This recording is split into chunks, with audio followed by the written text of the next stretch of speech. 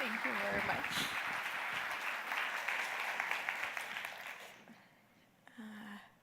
Okay. Yeah, just first I'd just like to start by saying what a magical and inspirational event the Expo is for me every time I come here.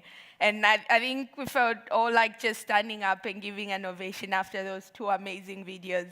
Um, and so before I go into my presentation, I'd just like to tell you a little bit about how my first Expo went. I first came to the Expo in 2011, and it was just mind-blowing for me to be able to see the different projects that are working to protect the most endangered species across the globe. And so it was like, you know, one of the most amazing places I've been to. And it got better as the day wore on because I got to meet somebody who barely, who doesn't need any introduction at all. And as a young girl growing up in Africa, I'd heard about Jane Goodall, I'd read about the work, and I was hugely inspired by it. And so when I saw her downstairs in the lobby, I was like, okay, I'll go over and say hi and just tell her how amazing she is and how I want to be so much like her. And so I had this little speech prepped up in my head, and I was just standing there waiting for my time. And yeah, when my chance came, I got within a meter of her. I opened my mouth to say hi, and I just burst into tears. It was really embarrassing. I spent the next 2 minutes trying to stop crying long enough to say just a hi. I have some very embarrassing photographs that I'm even too afraid to put up there, so we'll leave it at that. And so today I'm really honored for the opportunity to stand here and tell you about the work we're doing to try and help species like lions recover in these really important ecosystems that are just vital at a global scale for the persistence of these species and many others as well. So I come from a place called the Luangwa Valley. Many people have heard of vast, iconic African landscapes like the Serengeti, Masai Mara, Kruger, but very few have heard of this really key ecosystem, basically one of the best wildlife sanctuaries still remaining on the continent called the Luangwa Valley. We're found in eastern Zambia, and we're home to some of the most iconic species: elephant, African wild dogs, lions, the thorny-crossed giraffe, which is still, you know, under the process of review, but we like to think of it as a unique endemic species that is, you know, that shares the valley with us. And this place is a really key area for lion. It's been listed many times as one of those priority places for the protection of these species. That and also wild dogs, leopards. We actually call it the Valley of the Leopard because it's right up there along with places like Kruger and Sabisand that have very high leopard densities. And so I work for an organization called the Zambian Carnivore Programme. And our work is protect large carnivores in this area. One of them is up there, the African lion. We work with wild dogs. We work with hyenas, leopards, and cheetah as well, where they occur in Zambia. I've got a slide up there with 4 species that I work with in the Luangwa Valley, because we don't have cheetah there, and we haven't had for a long time. The map up there just shows some of the areas where we work. We work in 3 key ecosystems. The first one is in eastern Zambia around South Luangwa National Park there. The second one is in Kafue National Park, and the third is in Liuwa Plains area where we work in close collaboration with African Parks Network. And what is quite striking about this map, it just shows a huge protected area network, and that is absolutely key for species like lions and African wild dogs that require vast landscapes to be able to survive. And we're honored to be able to work with organizations like WCN, the Lion Recovery Fund, to be able to do this work that will help lions and other species thrive in these ecosystems. we take a three-pronged approach to protecting lions and other species where we work. The first one is conservation science. We want to understand what the threats are to these species. And what is really key about understanding the threats that these animals face is knowing that the threats do not stay the same. As times change, new threats emerge, and we need to be able to keep our finger on the pulse pretty much and start thinking about what conservation actions are we going to take to address the threats that we've identified. And then a really key aspect as well of our work is conservation capacity, and that's targeted at developing Zambian leadership to sustain this work going forward. I think the people that came last year and maybe heard Asha DeVos speak, she mentioned something about parachute science. And so this speaks directly to that, trying to avoid any of that and making the work sustainable in the long term. And the next couple slides are just a bit in detail about what I mean, what activities do we undertake under conservation science. We want to understand the populations themselves. You know, what are the trends? Are they staying the same? Are they going down? And what could be happening and what could be influencing that? Is it just things intrinsic to the population themselves, so competition with other predators, or is it more human-related stuff? The map up there shows South Luangwa National Park. Oops, back. Yes, I wanted this.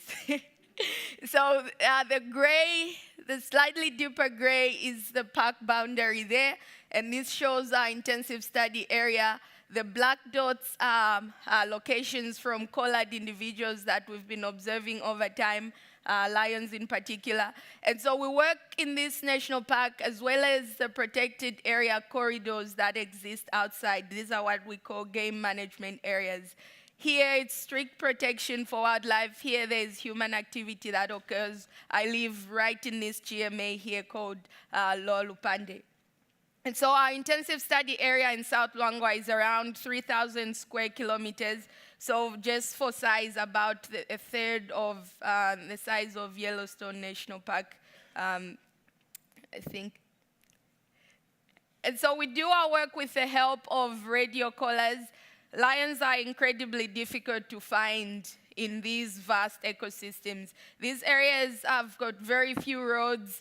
They're enormous. Just driving around, you can go for days and not detect the animals, but that doesn't mean they're there. So we collar certain individuals in the pride, usually one adult female, and then we track them with the help of either aerial support or just satellite collars that we can download locations for and be able to get to them. And once we get there, we'll take really key information about the pride. How many individuals are there, who's present, who's well, who's not unwell, and do we need to do anything about it? This is just an example of an ID card. So we keep detailed information about these animals. We've got an estimated date of birth for each individual, and it helps us get an idea of what's the sex and age composition of the population at a particular time. It keeps track of survival, you know, what age do these animals get to live to, and what's the recruitment like at different age classes. So for 2017, we're monitoring 17 different prides and 15 different coalitions. So those are the single male groups or multiple male groups. And that accounted to about 200 different individuals. And so this requires an incredible amount of effort. We're out in the field a lot of times. It's about just in our area, over 1,000 person days per year. And it's a lot of work. Basically, and it's in both outside the park and inside. For our conservation action, it's directly fed into by the science work that we do. So when we've discovered problems, we don't just end there. We think, what can we do next? How do we help address some of these issues? And so most of our conservation action work is targeted at reducing human-induced mortality. So we do a lot of work with disease control. The parks we work in are huge and fenced landscapes. There's easy exchange of, wildlife from the park into the GMA. Hyenas can cross into the village. eat a rabid dog, go back into the park, and potentially spread rabies into the population. And we try to avoid that with vaccination programs for village dogs. We work with other organizations, and I think we've heard this running theme, the fact that no single organization can do the work alone. So we work very closely with our partners, the Department of National Parks, the Department of Livestock, and Conservation South Luangwa, to have these vaccination programs where people can bring their dogs, get them vaccinated for free. We have a full-time vet that works with our partner organization. He's there the whole time, and he's got a walking clinic that people can bring their animals to. And the idea is to help limit the risk of disease transmission from domestic animals into the wild populations. And another thing we spend a lot of our time working on is reducing the impact of the illegal wildlife trade, particularly related to bushmeat. I think the last presenter talked a little bit about wire snares and what devastating impact they can do. And for predators, it's a really serious issue. So when people are setting these traps, they're not targeting lions. They want to catch animals like this. So small deer-sized antelope like puku and impala and bushback, but anything that's really, a shoulder height of a meter, a bit over a meter, can get into these traps and get injured. And so we've had multiple animals trapped in these, and we rely on a huge network of people that live in the area, work in the area, to report these animals to us. It makes me, sad, because there's animals that we do not see, the animals that do not get reported that die from these traps, but it's also quite remarkable to see what the recovery can be from the animals that we do get to rescue and treat. So I'm just going to tell you a short story about this young guy that we rescued just this past month of September. This is a lion from the northern part of South Luangwa National Park, which the area is called Lion Plain, and he was born in a pride called the Hollywood Pride, just because that pride has been filmed a lot. So if you do see, a film from South Luangwa, it's more likely the Hollywood Pride, and that was his natal pride. So he was born in 2013, and I knew him from the time he was this big. So just a tiny cub being introduced to the pride by his mom. And he left the Hollywood Pride at the end of 2016 with 3 of his coalition brothers. And when young lions leave the pride, they're covering huge areas, trying to get as many girlfriends as possible, get established, do their thing. And so in doing that, this guy ended up picking up a wire snare. We suspect he crossed the river into the game management areas, and that's where a lot of the snares are, and he came back carrying this really tight wire around his neck. What was pretty sad about this was he struggled so much and broke off a little bit of tree like this, and he was dragging it behind. And what he was doing was, it was stressing him out, because the moment he would go over like a patch of grass, he would feel like something is following him, and so he was running the whole time. And then when he stopped, he would be pulling at the wire, actually making the situation worse. So he was basically strangling himself, trying to get rid of, something he felt was following him. But lucky for him, he crossed into the park in the main game viewing area, and people were able to see him, and they reported very quickly, "Oh, there's this male lion, can you come and help?" And we were able to mobilize. We had a vet from the Department of National Parks and Wildlife. We had a vet on the phone from Conservation South Luangwa, who was 700 kilometers away, just giving us advice. This is what you need to do. These are the measurements. And luckily, we were able to immobilize the guy. That's his face right after the immobilization. That's not how, your typical sexy lion looks like. So at this point, he wouldn't have, he didn't look great. So you can see that his head had swollen up by almost half his usual size, and his lips were cut up from trying to bite the wire off. And you know, it was just a huge sigh of relief for him when the wire was eventually cut and he could recover. And so he looked pretty bad on the day of the rescue, but just 1 week later, he was back to doing what normal young lions what normal young lions do when they're in the process of taking over prides and establishing their territory. He got multiple girlfriends, that's just him, and he was mating, and it was quite remarkable to see. This is a lion that looked like, you know, he was on the verge of death just 7 days earlier. And this is kind of representative of what can happen to wildlife when we give it a chance. And that's why recovery programs like, you know, the Lion Recovery Fund are absolutely key. Nature does bounce back when you give it the opportunity to do so. So this guy is, he's still around. That's him just a few weeks ago. You can see where the wire was, but he's so much happier now, just yawning away and basically establishing his dominance in this territory that they've taken over. And yeah, it makes me really happy and very grateful for the support of WCN and people like you that enable us to do the work that we do. The last part I'm going to talk about is the conservation capacity work that we do. It's one of our 3 approaches that I had mentioned earlier, and it's targeted at developing Zambian leadership, supporting Zambian leadership in conservation. We work with a whole range of stakeholders in this regard. We start at the secondary school level. We work intensively with a group of about 30 students, and we try to introduce them to science, get them excited about science and understand its role in conservation. And, if they don't end up becoming scientists, that's okay as well. If they end up running like a cement company later on, we hope that they are environmentally aware and they will act in the best interest of the nature because they would have been developing a deep connection with it over time. And then we do sponsorships to college, which support people that want to study nature-related careers.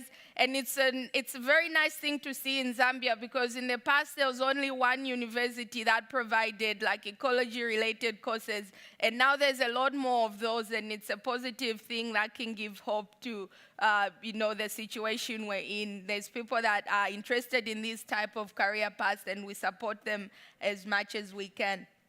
And then we have internships for university students as well to give them the much needed experience. And we have graduate programs that give additional technical training to people that want to help protect Zambia's wildlife. And we work very closely with the Department of National Parks as well, just to develop the work that we do, also not just to develop the work that we do, but to also spread it out to other parts of the country.